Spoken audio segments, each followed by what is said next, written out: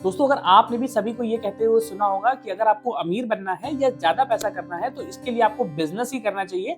अगर आप जॉब करते रहेंगे तो ऐसा आप नहीं कर पाएँगे। तो अगर आपके मन में भी ये डाउट था तो आज मैं आपका ये डाउट क्लियर करूँगा और मैं आपको बताऊँगा कि अगर आप एक जॉब में भी हैं और अच्छी वेल पेइंग जॉब है तो उससे भी आप मोटा पैसा कैसे बना सकते हैं।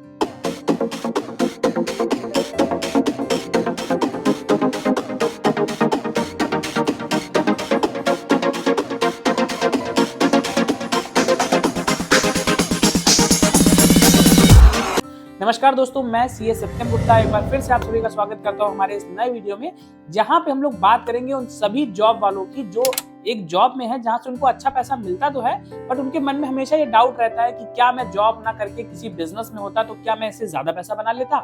अगर आपके मन में ये डाउट है तो आज मैं आपका ये डाउट क्लियर करूंगा और मैं आपको टोटल 9 स्टेप्स बताऊंगा जिनको आपको जरूर करना चाहिए अगर आप एक जॉब में हैं, जिनको करके आप अच्छा पैसा बना सकते हैं। दोस्तों, सबसे पहले हम लोग बात करते हैं फर्स्ट पॉइंट की, जहां हम आपको बताएंगे मैनेज योर एक्सपेंसेस के बारे में। जी हाँ, देखिए मैं आपको छोटा सा एग्जांपल बताता हूँ। 2 पर्सन थे, राम और श्याम, दोनों की ही जॉब लगती है, बट राम की जॉब 50,000 रुपए महीने की थी, वहीं श्याम की जॉब 1 लाख रुपए महीने की थी।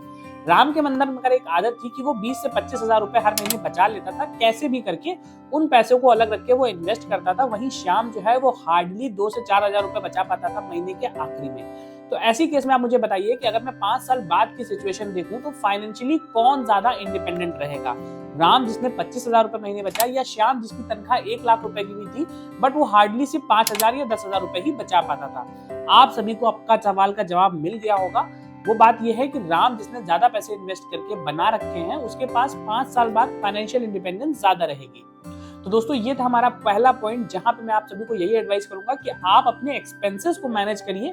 इनकम जो पार्ट है वो आपके पास अपने आप इंक्रीज होती रहेगी टाइम टू टाइम, बट अगर आपने एक्सपेंसेस मैनेज कर लिए तो जो पहला टारगेट है वो आप अचीव कर लेंगे। तो सेकंड पॉइंट जो हम लोग बात करेंगे वो बात करता है पे योरसेल्फ फर्स्ट। इट मीन्स कि जो भी आपकी तनख्वाह है 50,000, 1 लाख, 2 लाख रुपए, उसमें से आप एक बजट बना लीजिए 10-20% का, जो कि मिनिमम 10% तो होना ही चाहिए। उतना पैसे जैसे भी आपके अकाउंट में आता है उसको आपको अलग रख देना है अपने लिए। इन पैसों से आप इन्वेस्टमेंट कर सकते हैं, अपने लिए कोई भी अच्छी चीज आपने सोची है वो कर सकते हैं। क्योंकि देखिए, अगर आप ऐसा नहीं करेंगे तो पूरी सैलरी खत्म होने के बाद अगर आपने ये रेशियो बना रखा है कि सैलरी में से जो पैसा आपने खर्च कर दिया उसके बाद ही जो बचेगा वो आपकी सेविंग का पार्ट रहेगा, तो ऐसा करेंगे तो आपकी सेविंग कभी नहीं हो पाएगी। इसलिए आपको करना क्या है, पे योरसेल्फ फर्स्ट का रूल अपनाना है और जैसे ही सैलरी का पैसा आपके अकाउंट में आता है वैसे ही जो भी पोर्शन आपने सेट कर रखा है 10, 20, 15% उतना पैसा निकाल के आपको अलग कर देना है। थर्ड पॉइंट जो मैं आपको बताऊंगा ये बात करता है never get into personal loan और क्रेडिट कार्ड लोन्स। देखिए, हम लोगों को बहुत सारी चीजें बहुत सारी लुभावनी लगती हैं और जिस तरीके के अमेजोन और फ्लिपकार्ट पे सेल भी आती है वो हम लोग से कहता है कि अगर आपने ना इस क्रेडिट कार्ड पे ये मोबाइल बाय कर लिया ईएमआई पे तो यहाँ पे आपको इतने % का डिस्काउंट मिल जाएगा, या फिर आपको कोई बढ़िया गैजेट पसंद आया। तो आजकल मैंने लोगों को देखा है कि लोग गैजेट लेने के लिए, टूरिज्म के लिए पर्सनल लोन तक ले लेते हैं। ये आपकी सबसे बड़ी मिस्टेक है, क्योंकि अगर आपने ऐसा लोन लिया तो ये ना 40 से 45% रेट ऑफ इंटरेस्ट तक जाता है और आपकी ज्यादातर सैलरी का पार्ट यही लोन्स खा जाएंगे। तो ये चीज आपको कभी नहीं करनी है। अगर आप एक सैलरी होल्डर है, आपके पास सैलरी आती है, तो आपको जरूरत हो तो आप हाउसिंग लोन या इस तरह के लोन ले सकते हैं, बट आपको पर्सनल लोन और क्रेडिट कार्ड लोन्स कभी नहीं लेने।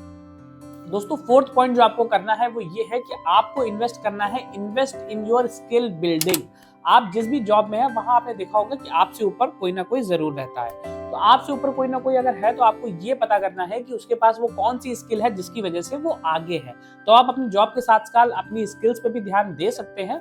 अगर आपको लग रहा है कोई कोर्स है जिसको हम ऑनलाइन कर सकते हैं या कोई ऐसी क्लासेस है जिनको हम वीकेंड पे अटेंड कर सकते हैं, उनको जरूर करिए।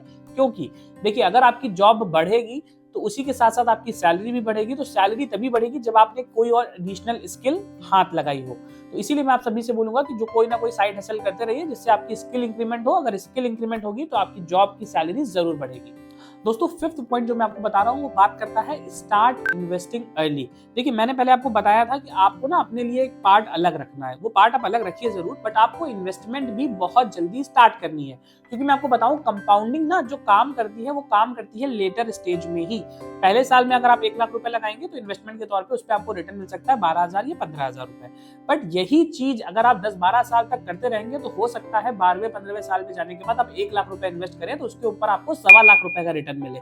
इसको हम लोग बोलते हैं पावर ऑफ कंपाउंडिंग। ये कभी एक्टिवेट होती है जब आपने इन्वेस्टमेंट बहुत जल्दी स्टार्ट की होती है। तो जैसे ही आपकी जॉब स्टार्ट हो, आपको इन्वेस्टमेंट स्टार्ट कर देनी चाहिए।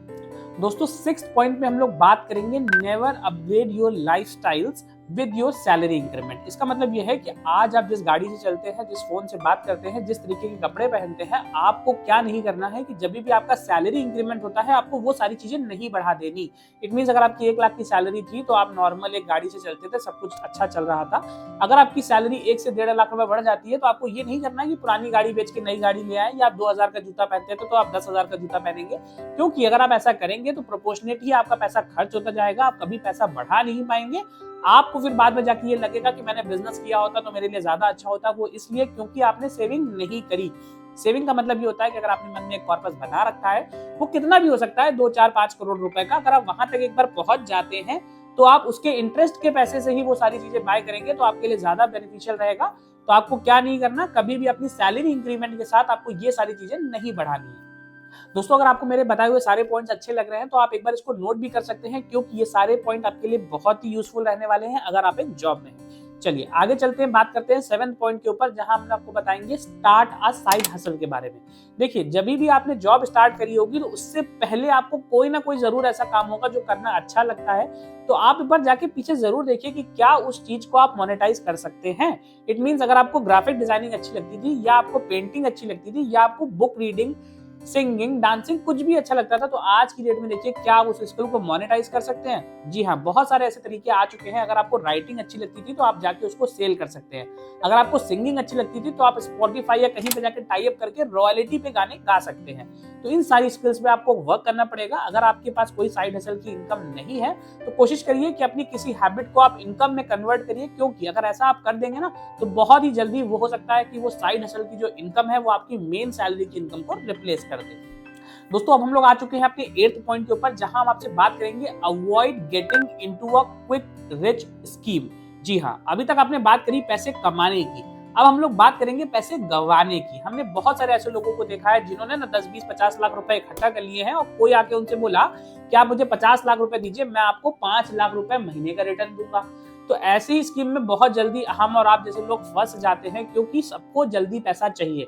बट दोस्तों, मैं आपको बता दूं कि अगर आपको कहीं पे भी 12, 15 या 20% मैक्सिमम साल का इससे ऊपर का रिटर्न मिल रहा है, तो वहां पे आपका पैसा जाने की स्कीम बहुत ज्यादा हो सकती है। चांसेस बढ़ जाते हैं कि वो स्कीम आपको फ्रॉड करेगी और पैसा लेके भाग जाएगी, क्योंकि कोई ऐसी स्कीम नहीं है जहां पे आपको 30, 40 या 100% साल का रिटर्न मिले। आइडियल रिटर्न जो होता है 12, 15, 20% तक का, इतना आपको मिल रहा है तो आप जेन्युइनिटी पे कर सकते हैं। बट इससे ऊपर का रिटर्न होगा, वहां पे आपका कैपिटल लॉस का रिस्क भी बढ़ जाता है।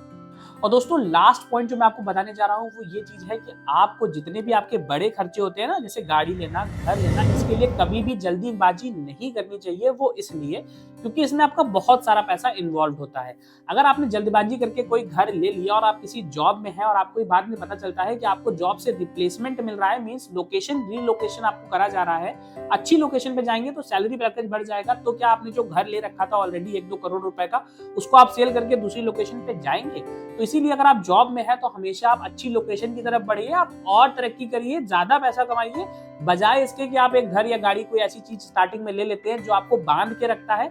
अपने साथियों को मत देखिए, अपने घर वालों को मत देखिए कि इन्होंने ले लिया तो हम भी ले ले, ये हुआ तो ये भी कर ले। ऐसा आपको नहीं करना है। अगर आप ऐसा करेंगे तो आप बाद में फंस के रह जाएंगे। तो मेरी एडवाइस मानिए, ऐसा बिल्कुल ना करिए। लेटर स्टेजेस पे जहां पे आप 10-12 साल बिता चुके हो, वहां पे आपको लगता है आप स्टेबल हो चुके हैं, तो आप इस ऑप्शन की तरफ जा सकते हैं। बट सैलरी में रह के वेल्थ बनाने के लिए ये स्टेप आपको अवॉइड करना चाहिए। तो दोस्तों, मैं आशा करता हूं कि आपने सारे ही पॉइंट्स अच्छे से नोट कर लिए होंगे। फिर भी अगर आप कोई पॉइंट मिस कर देते हैं तो वीडियो को एक बार बैक करके स्क्रीनशॉट लेके आप ये सारे पॉइंट नोट कर लीजिए, क्योंकि आगे आने वाली आपकी लाइफ में ये बहुत यूजफुल होने वाला है। अगर आपको ये वीडियो पसंद आया तो उसको जरूर लाइक करिएगा। मिलते हैं आपसे अगले वीडियो में, तब तक के लिए धन्यवाद।